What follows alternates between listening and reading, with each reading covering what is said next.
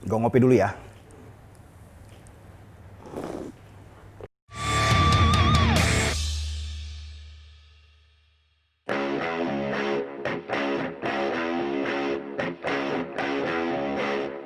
Resesi. Tahun 98 kita sudah pernah merasakan resesi yang paling berat ya. Kalau nggak salah ekonomi kita sampai minus 20% pada waktu itu. Buktinya ya kita masih bisa bertahan juga. Tahun 2008 dunia resesi. Tetapi Indonesia masih bisa lolos dari situasi seperti itu. Dan kita juga masih bisa bertahan sampai sekarang. Jadi kalau sekarang kita menghadapi resesi, saya yakin kok Indonesia masih bisa bertahan. Dan mungkin akan lebih maju dari yang sekarang.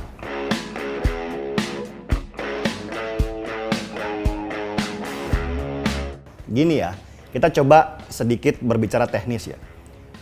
Dalam setahun, perhitungan ekonomi itu ada yang disebut sebagai kuartal atau dihitung setiap 3 bulan sekali.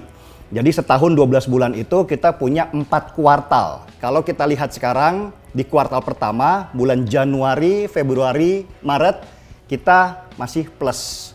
Tetapi di kuartal kedua, kita sudah minus 5%. Nah, kuartal ketiga diprediksi juga akan minus 2%. Nah, jika ini 2 kuartal ini minus, maka kita masuk dalam situasi yang dinamakan resesi. Yang kita harapkan di kuartal keempat, karena antara kuartal kedua dan kuartal ketiga minusnya berkurang, 5% kemudian menjadi 2%, kita berharap di kuartal terakhir, kuartal keempat itu kita menjadi positif sehingga kita lolos dari yang namanya resesi. Kalau sekarang, kalau kita melihat 2 kali minus berturut-turut pertumbuhan ekonomi di Indonesia, berarti kita sudah masuk resesi.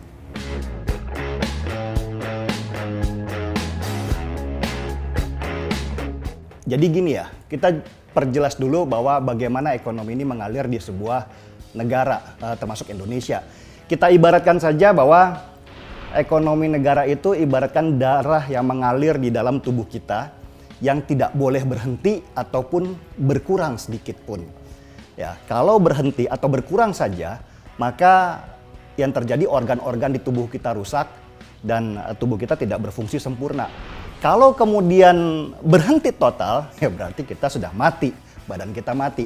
Begitulah cara ekonomi di sebuah negara itu berputar. Dia harus mengalir terus, tidak boleh berhenti. Nah, kegiatan ekonomi yang semakin lama semakin terhambat ini, itu membuat ekonomi itu menjadi turun. Contohlah, kita tidak mampu membeli sebungkus tempe, misalnya, karena kita nggak punya uang. Akhirnya yang produksi tempe juga akan mengurangi produksinya. Ketika produksi tempe berkurang, maka pabrik mereka harus mengurangi pegawainya. Ketika pegawai mereka kemudian berkurang, dan belanja juga akan semakin berkurang, maka pelan-pelan pabrik tempe ini akan tutup produksinya. Tambah lagi orang yang tidak bisa belanja. Semakin lama akhirnya, karena tidak ada yang bisa belanja, ekonomi kita berhenti. Nah, berbahayanya di situ. Dan hampir semua negara sudah masuk pada tahap di mana orang tidak mau belanja sampai tidak mampu belanja. Ini permasalahan seluruh dunia sebenarnya.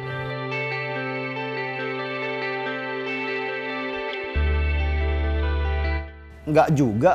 Indonesia bisa saya bilang berhasil mengatasi situasi yang paling parah. Seandainya dulu Indonesia lockdown, mungkin kita akan seperti Peru yang bukan saja penyakitnya tambah lebih luas, ya, bahkan ekonomi mereka juga terpuruk. Saya kebayang kalau kemarin lockdown Indonesia, ekonomi kita berhenti, belum tentu juga penyakit atau virus itu tidak menyebar.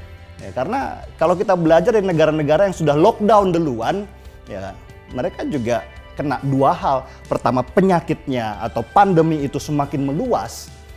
Yang kedua, ekonomi mereka jatuh. Jadi Indonesia masih baik-baik saja sampai sekarang ini.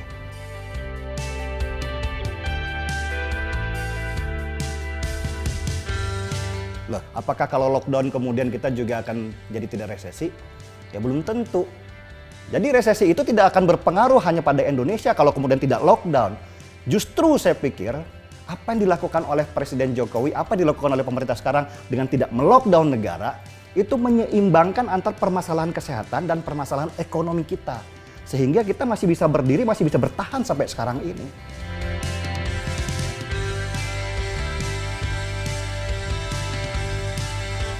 ya pastilah resesi. Singapura resesi, Amerika juga resesi, Peru apalagi resesi. Peru itu kalau misalnya kita lihat mereka negara yang paling awal menerapkan konsep lockdown di negaranya. Dan sekarang mereka resesinya lagi parah-parahnya. India contohnya, mereka langsung memberikan satu keputusan Perdana Menterinya untuk melockdown negaranya dari negara luar dan juga di dalam negerinya. Apakah mereka kemudian tidak resesi? Apakah kemudian ekonomi mereka tumbuh? Apakah penyakit itu tidak menyebar? Ternyata enggak juga. Bahwa lockdown itu bukan sebuah keputusan yang paling baik pada situasi seperti sekarang ini. Bahkan ada contoh negara-negara di mana ketika mereka melockdown dirinya, mereka malah tambah parah, baik dari sisi kesehatan maupun sisi ekonominya.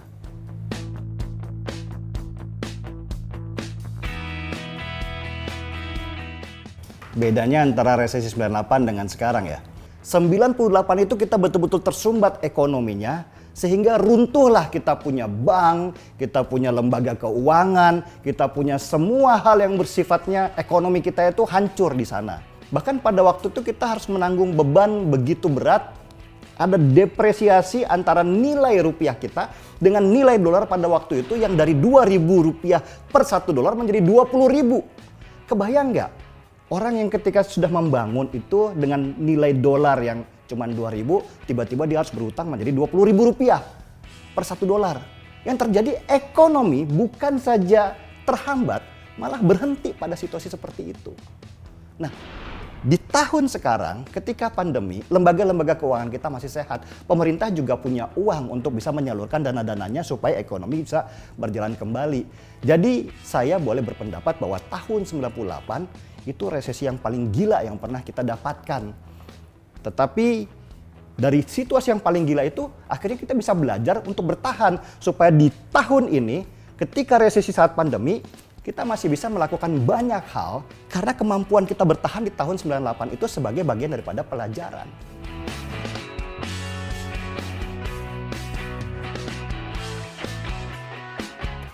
Ya bertahanlah, nggak ada yang lain yang bisa kita lakukan selain bertahan.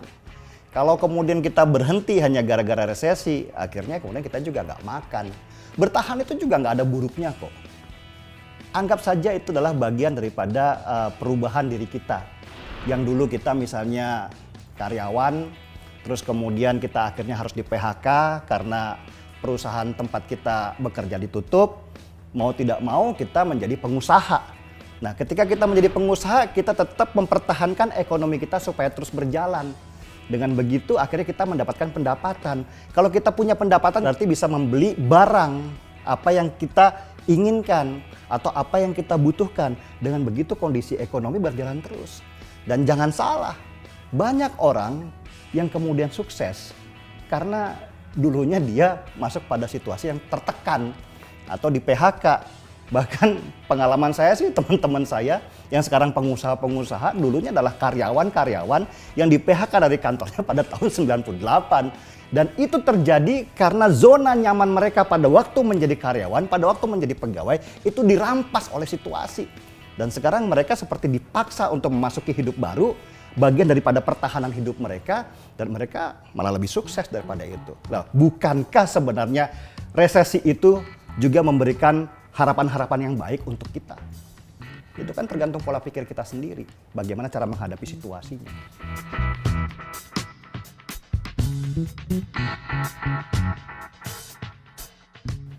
Resesi pasti akan berlalu. Tidak ada negara yang mempertahankan resesinya terus-menerus. Kita sudah mengalami banyak resesi di dalam sejarah negara ini dan juga sejarah dunia ini, tapi tetap aja perjalanan sebuah negara itu berjalan, dan bahkan ada negara-negara yang selesai resesi, mereka malah menjadi negara yang maju dan kuat. Contoh Amerika. Amerika itu tahun 1930 itu mereka resesi gila-gilaan, sehingga disebut sebagai The Great Depression pada waktu itu di Amerika. Apakah kemudian Amerika menjadi negara yang sekarang miskin? Enggak juga, malah mereka menjadi negara yang lebih kaya daripada sebelumnya. Dan saya yakin Indonesia juga akan begitu. Karena manusia itu punya naluri, kemampuan beradaptasi dengan lingkungannya. Kalau kita diberikan musim kemarau, maka kita akan beradaptasi dengan musim kemarau itu. Kita memakai akal kita dengan membangun irigasi, sehingga akan tumbuh sawah-sawah baru di sana pada sistem yang paling kering sekalipun. Kalau kemudian kita resesi sekarang ini, ya berarti kita diminta untuk merubah atau mengembangkan pola pikir kita dari yang sudah ada menjadi yang lebih besar lagi. Kalau COVID, yang permasalahan kita ini kan bukan hanya masalah COVID-nya, tetapi masalah beritanya yang begitu besar sehingga menimbulkan rasa takut. Ya kan? Tapi kalau semakin lama kita semakin terbiasa hidup dengan COVID ini, kita akan suatu saat akan menganggapnya sama dengan flu, dengan demam, dan penyakit-penyakit lainnya yang dulu dianggap penyakit paling mematikan di seluruh dunia.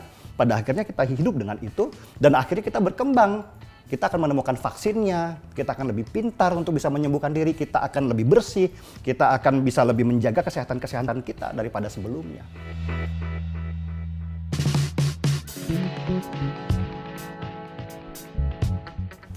Gini loh, orang pintar itu selalu melihat sebuah masalah sebagai sebuah peluang. Hanya orang bodoh saja yang melihat masalah sebagai sebuah masalah besar. Dari apa yang gue alami, banyak orang-orang yang tumbuh lebih besar karena situasi-situasi yang paling tertekan dalam hidupnya. Dia akhirnya harus meninggalkan zona nyamannya dan masuk kepada zona yang dia tidak ketahui, tetapi dia beradaptasi dengan situasi seperti itu. Jadi jangan menyerahlah. Bertahan dan terus mengembangkan diri kita, mungkin di dunia kita yang baru. Mungkin ini cara alam untuk menyuruh kita beralih ke sesuatu yang baru yang dulu kita inginkan, tetapi baru bisa terjadi ketika kemudian kita dipaksa masuk pada situasi seperti itu. Jadi hadapilah resesi ini dengan jantan, dengan dada membusung, bahwa kita diciptakan sebagai makhluk yang berakal dan bisa beradaptasi dalam situasi apapun, dalam situasi yang paling menekan dalam hidup kita, dalam situasi yang paling sulit dalam hidup kita, supaya kita bisa lebih besar daripada yang sekarang. Gaspol.